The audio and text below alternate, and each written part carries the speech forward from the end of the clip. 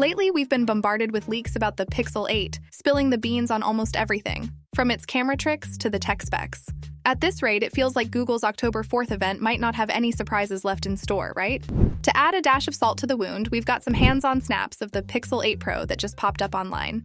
These pics show off its sleek flat screen, those slim bezels, and those softly rounded edges. You can't help but admire the matte rear glass and those ultra-slim symmetrical bezels framing that 6.7-inch display at the front. I mean, not many Android phones can boast symmetrical bezels, so kudos to Google for joining the club. Here's a neat twist. Google seems to have ditched the curved OLED screen this time around, going for a flat panel, as those leaked CAD renders hinted back in March.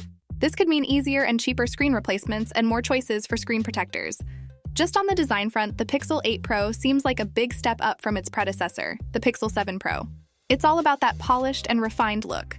By the way, these hands-on pics first surfaced on the Leaks Vietnam Facebook page, straight from Vietnam, where pixel leaks seem to be a common thing. But hold on, these aren't the first sneak peeks we've had of the Pixel 8 Pro. We got our first look back in early July with some pics of a prototype unit showing off the fast boot screen. And let's not forget those leaked press images that gave us a 360-degree view of the phone in all three launch colors. Google even teased us with a glimpse of the Pixel 8 and Pixel Watch 2 in one of its October event teasers earlier this month.